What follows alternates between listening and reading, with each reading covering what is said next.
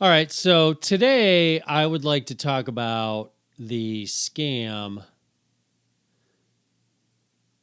that is road construction. If you were to say to somebody, what do you think would plague you the most in your entire life? Some people might say, like, I don't know, falling in love, a job I don't like. Nope, construction. 100,000 trillion billion percent. You cannot live your day without being plagued by some sort of construction at all times. It's like your heart is constantly breathing. It's not breathing, it's beating. Your lungs are breathing, your heart is beating, your brain is thinking sometimes, mostly not so much. And there will always be some sort of construction that you will run into. And I'm convinced it's a fucking scam. And this is why.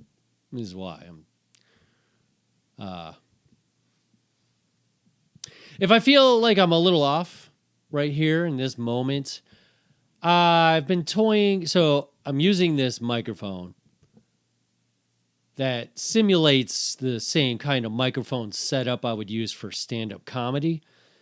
Because I thought, it'd be good to just practice, work on my stage presence. But I noticed that I cling to the, you can't see it, but you can't see it, but I cling to the stem of the microphone for dear life, which, as I was watching the Sarah Silverman special last night, I realized, there aren't a lot of comics who go mic in stand. Most comics go mic in hand. I think it's I used to do that. I think I think the perception is that it makes you seem more confident and makes you seem cooler. I mean, I struggled with mic technique for years, and I would take it out and I'm like, it lets me roam around the stage. I seem tougher. With the mic in my hand, right? But I found it to be a problem when I would start to do like object work, because I come from an improv background. So I'd set up these jokes, I'd start to do the act out, and now I got a fucking microphone in my hand. I'm like, what do I do with this thing? And then I realized that, two of my favorite comics, Norm Macdonald and Sarah Silverman, mic in stand. That's not why I chose it, but I used to do mic in stand, and I felt like, oh, does this make me seem weak? Am I a weaker comedian? Because I don't know. It's the shit that goes through your head when you're just starting comedy. But I settled on it mostly because it lets my hands be free, except for lately I noticed that all I do is hold on to it like I'm going down in a fucking plane crash, and somebody's like, we're about to crash. Oxygen masks are going to fall, and hang on to the mic stand for dear life. Maybe it'll save you. So anyway, if I seem weird, I'm trying to not cling to it so much. But then now I'm in a position where, now what do I do with my hands? What do I become Italian all of a sudden? Like, hey, let me tell you why a construction is not a scam. Well, no, I went from Sopranos to Luigi from Mario Brothers. Because the joke, what I was going for was, you come here. You come here. It is not a scam. Do you know? Capiche? You know what I'm telling you? Do you understand what I'm saying? It is not a scam. You say it again, we kill your family. My apologies. Not to the mob, but for the terrible accent. Like, just offensive in all ways. Could you imagine if that's why you got snuffed out? Like, I've always had this fear that I would accidentally witness an assassination by the mob, and then they'd have no choice but to kill me. They'd be like, we got a witness. We don't know who he is. I mean, now we do. We didn't know who he was before, but he saw something he shouldn't have seen. So, like Robert De Niro in Goodfellas, they'll just be the call to my mother. David's gone. And that's that. Click. And they'll use a payphone. Yeah, I don't, you know what? I don't think the mob still uses burner phones. Like burner phones feels more gangster. I think the mob probably still goes old school payphones, even though there aren't a lot of payphones around, but I bet you they have them installed at their certain, hangouts or whatever, just so that they can make their secret calls that aren't trackable. Or what? Once again, impossible for me to start a podcast and stay on topic. It's got to be so frustrating for anyone who clicks on the link. I know it's frustrating because I clicked on a link today to learn how to sync my headphones up to my television. And, 40 minutes of the guy telling me what a Bluetooth headphone is made out of or whatever bullshit. No, the most egregious is I get it that you have a website and you're trying to make money, but let's not be fucking greedy about it. Yesterday, or 2 days ago, or 3 days ago, I don't know when it was. I should just go with comic math. Everything just happened yesterday. I was looking up for a recipe for half and half because the half and half that I'm buying is getting a little pricey. And I thought, is there a way I can make it myself? Anyway, turns out, no, it's cheaper just to buy it as is. But, look up a recipe, and of course, it's the history of half and half, and what is creamer, and what is milk, and where do cows from? What's the evolution of dairy? What is IBS? What is a gluten intolerance? Anyway, the point is, every fucking website has to string you along so that they can make you watch more ads, which they've placed all over the goddamn place, to the point where you sometimes think, oh, I guess the article's over. Oh, no, it's just 8 ads, and then here's the article again. Okay. I don't know. Have some fucking dignity, blogger, or whoever the fuck you are. I mean, come on. What are you doing? When there's more advertising than there is an article, you've lost. That's why I don't have advertising. It's mostly because I don't have anyone trying to advertise. But even if I did, I'm not going to ever go AdSense. Fuck that shit. No. I'll probably go, whatever. Why am I talking about my monetizing strategy when I have a total of 4 listeners? And one of those is me. I was checking my podcast downloads. Not great. But one of those downloads is me because I have it on my podcast and it just automatically downloads my own show. Because I'm trying to boost the numbers, as if that matters. Jesus Christ, what are you fucking talking? Construction is a scam. Let's get into this. I'm convinced it's a scam because of what has happened recently over the last 2 years.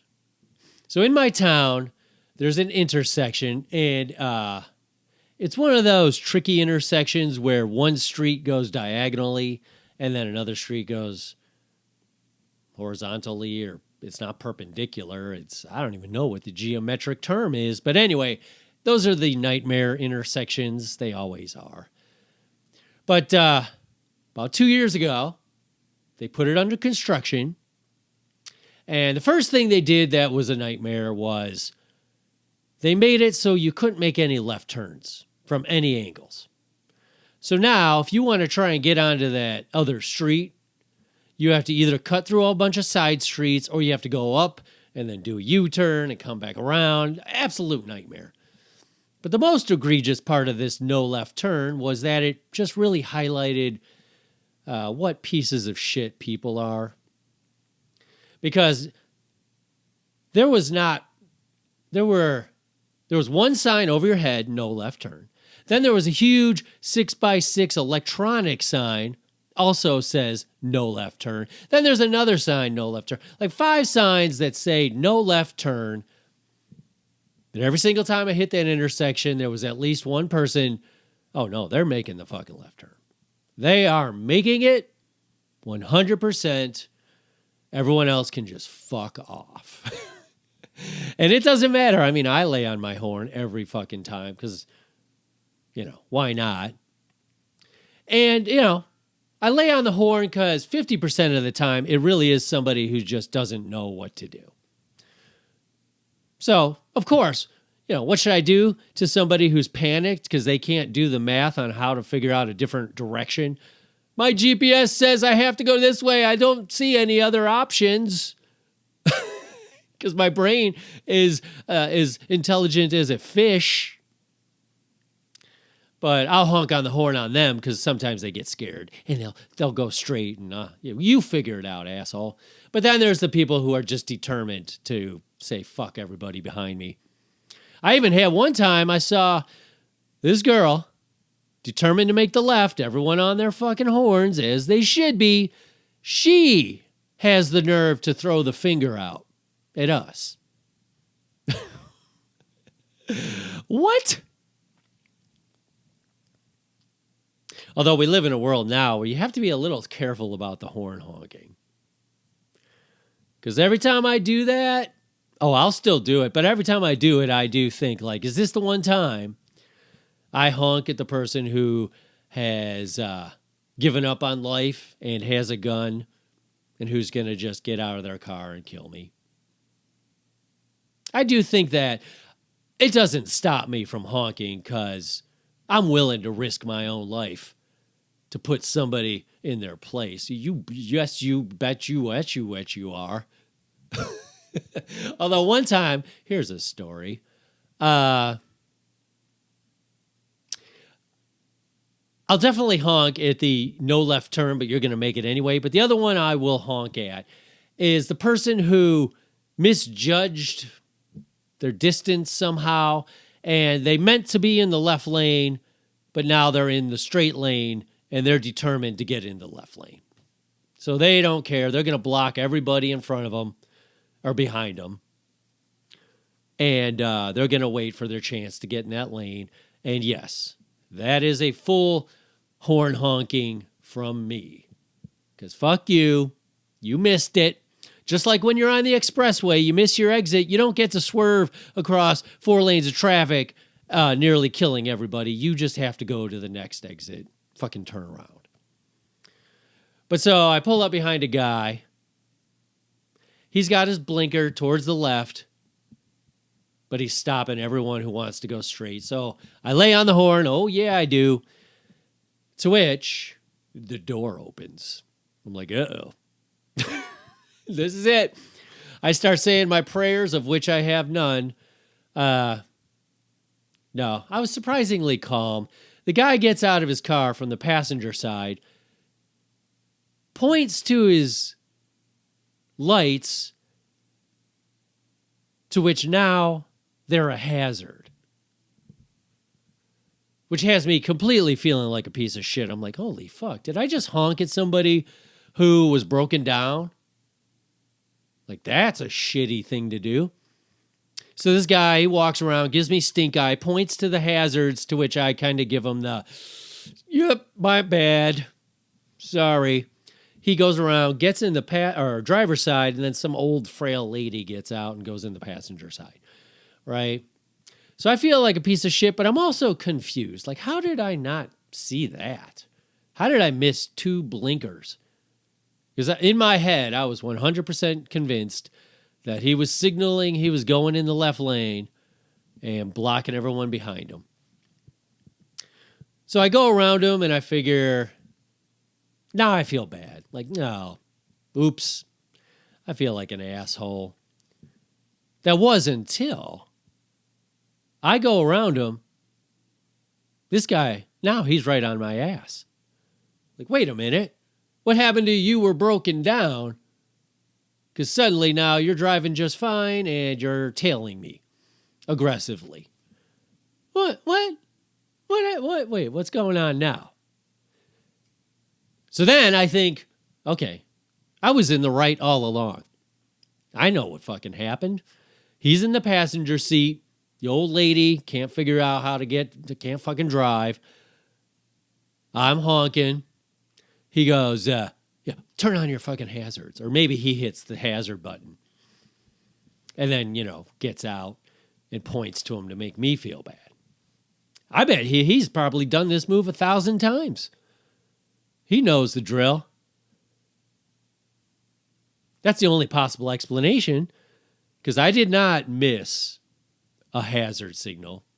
I mean, I could have. I am not Superman. My brain is not flawless. I could have very easily missed the hazard signal, but not after the guy switches spots and then starts tailing me aggressively. No, I did not miss shit. Unless you were magically able to fix your car all of a sudden. So that's what he did. He probably hit the hazard, got out, pointed to him. Anyway, I just said that. Anyway, construction, scam. So that's the first thing they do. Shut off all left turn signals for 2 years so nobody could make a left. And of course, every time somebody is going to do it anyway. But here's where I feel like it was a scam, because I never, ever, ever saw anybody doing any work, ever. Not a tractor, not a bulldozer, not a guy, nothing. I'm convinced that all they did was have goblins in the middle of the night move the barrels around into different lane configurations so that, right when I get used to one lane configuration, which is already pretty dangerous, especially if you're driving at night, like I got to just follow your stupid barrels through this crazy, am I even in the right lane or am I in head-on traffic? I have no idea. I have no idea.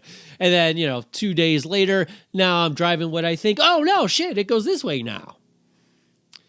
So I think that's all they did was just move the barrels around every couple of days to make it look like something was happening. Never saw anything actually get done. And then finally, 2 years later, because as this was happening, I was like, I better see some significant difference in this fucking intersection for the 2 years of inconvenience.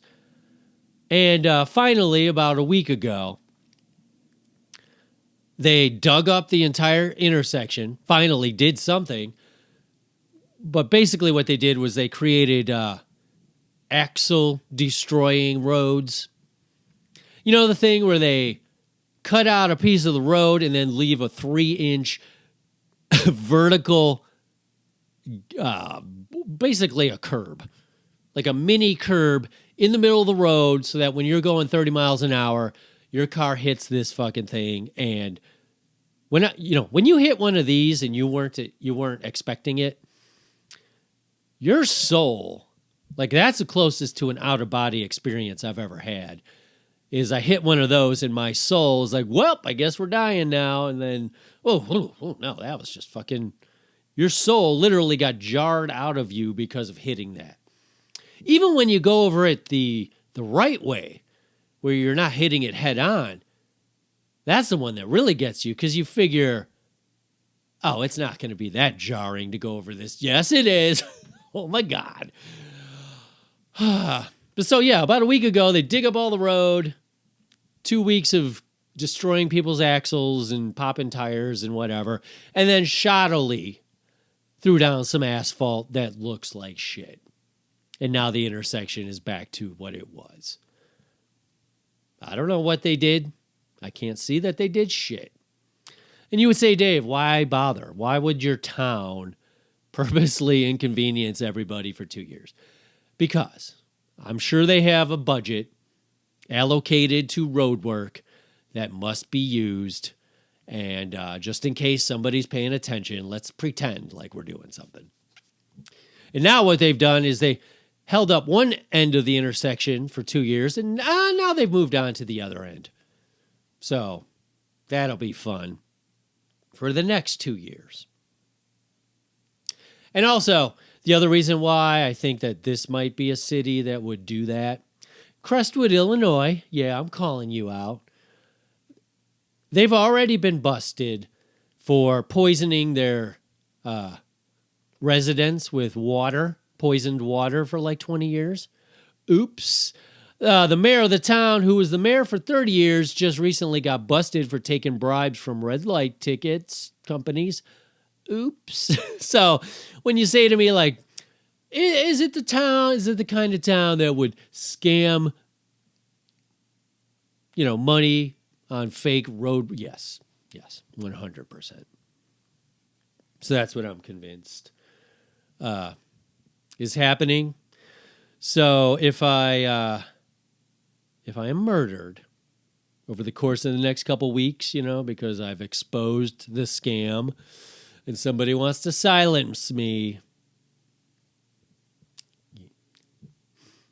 didn't I just tell you with this terrible, shoddy, this isn't even an Italian accent, but my hand is signifying that I'm Italian. Didn't I tell you at the beginning of the podcast, you shut up? That you should shut up? You should shut up about the fake construction? So anyway, thanks for listening. I don't normally sign out, but I'm probably going to be dead soon. So appreciate the 0 listeners that I've had. I'm sure that after I'm killed, this shit will go gangbusters. I'll be like Van Gogh, famous after I'm dead.